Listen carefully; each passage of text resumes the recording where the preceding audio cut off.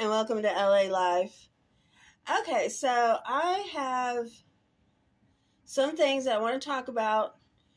Let's say that you want to quit drinking, but you don't know how. You want to quit drinking, but you don't know where to start. I have come up with kind of a little outline that I want to talk about of some things that you can do to stop drinking.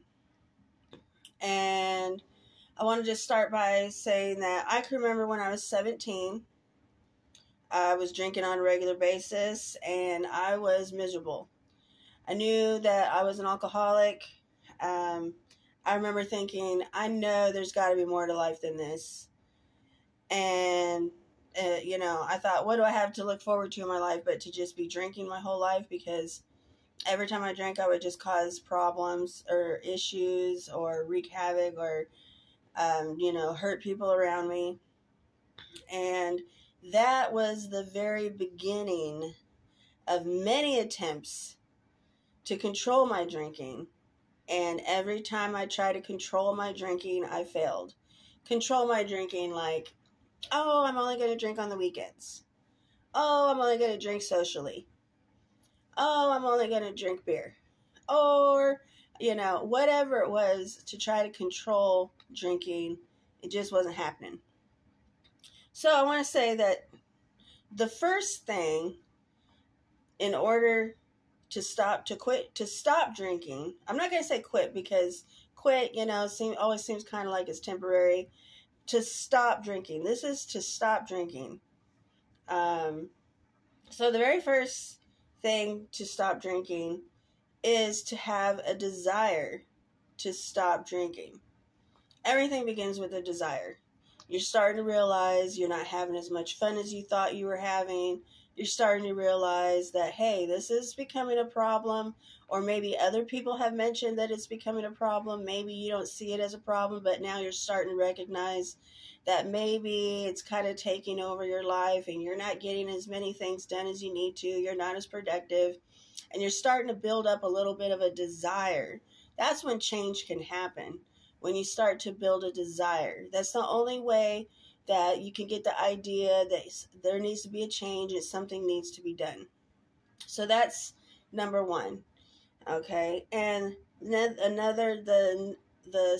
step two that I have here, step two is admitting you have a problem. And this is something that I fought with for a long time, was admitting that, yeah, I was the problem. I have issues that I need to work through, and my drinking is a problem because of me. Not because of you, not because of something that somebody else did, not because of a circumstance, but me and myself. And realizing that my life has become completely unmanageable because of my drinking. That step one, admitting you have a problem, is also called admitting that you're powerless over the alcohol. Meaning that, you've tried to control it. It always takes priority in your life. You're always building everything around it. And admitting that your life has become unmanageable. Those are the first two steps in a 12-step program. Now that I got those two steps from the first two steps of a 12-step program. Those are the first two steps: admitting that you are powerless, that you have a problem, and admitting that your life has become unmanageable. And here's what I say after that. Step 4, take action. Take action and do something about it. So you realize that you have a problem, you have a desire to stop, you realize that your life has become unmanageable due to your drinking and circumstances, maybe you're having some mental health issues. Maybe there's circumstances in your life that are just taking you beyond your boiling point. And so you're drinking because you're just trying to numb out your feelings, or you're drinking just because of the circumstances. Maybe you've lost a loved one. Maybe you've lost your job, or you've had a terrible circumstance in your life, and you don't understand why it's happening and what's going on, and maybe you're just supplementing you're pushing your emotions away and you're just drinking your emotions away. That is definitely unhealthy and an unhealthy way of coping with your emotions. So it's time to take action and do something about it. What you need to do first is figure out your support group. Who is in your life that will support you in your sobriety and recovery? Meaning, who's going to be on your side? Who's going to be like cheering you on? Who's going to be like saying, if you need to talk, I'm here for you, without judgment? Who's going to be there saying, if you need a ride to somewhere, that'll like a program that's going to help you, let me know. So you need to look at and see what your support group is that you have, and then figure out which is best to start out with. Because, a part of your support group I was going to say was like childcare.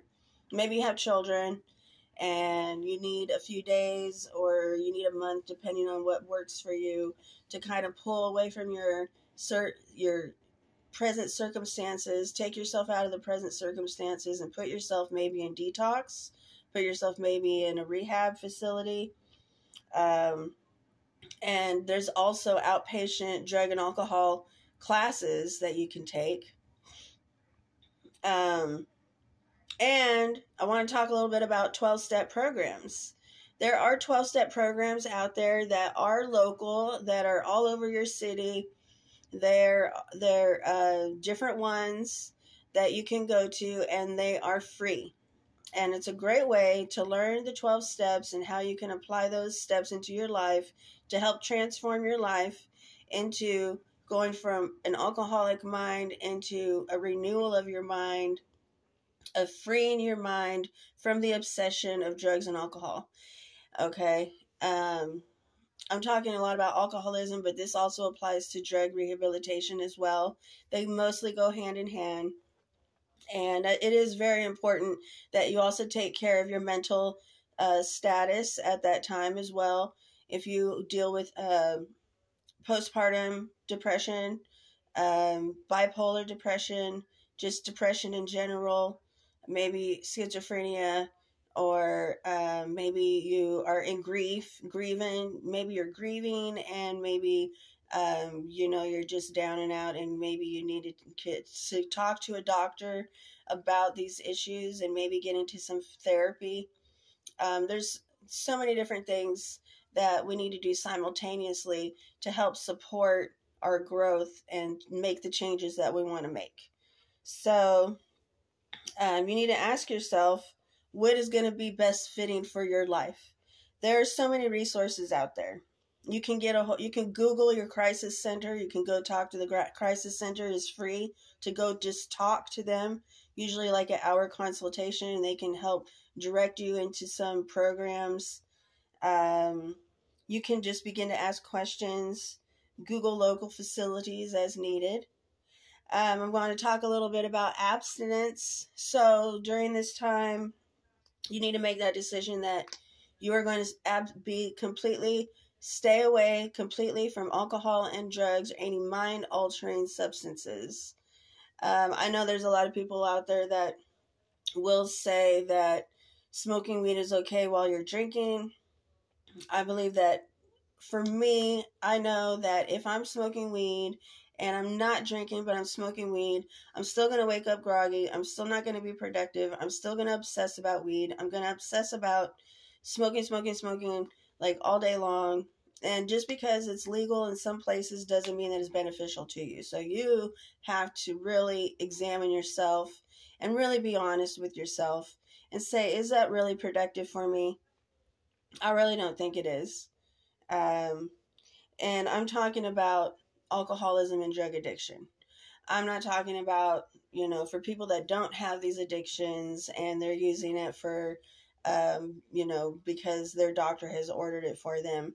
I'm not talking about that. I'm talking about not drinking and not smoking weed, not taking any other drugs with alcohol, pills and different things.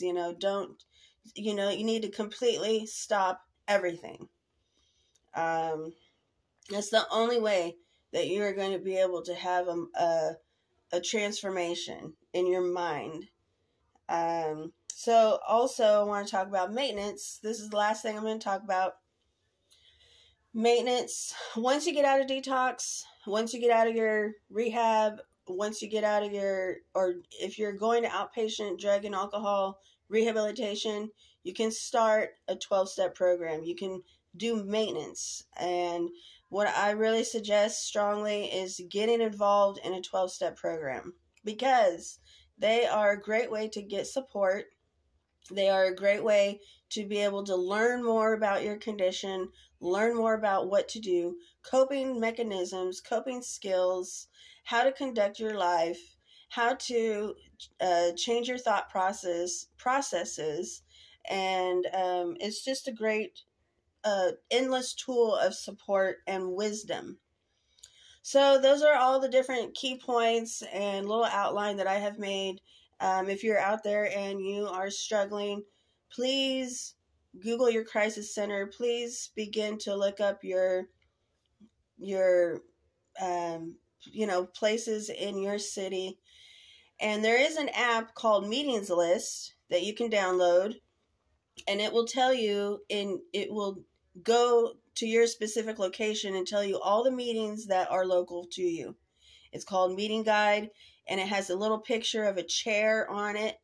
That will help save your life, because maybe you're thinking all these different things, like you feel like you want to drink. Go to a meeting, because at a meeting you will meet other people that you can reach out to when you are feeling like you are going to drink. So that's all I got. I hope this helps you, and be blessed.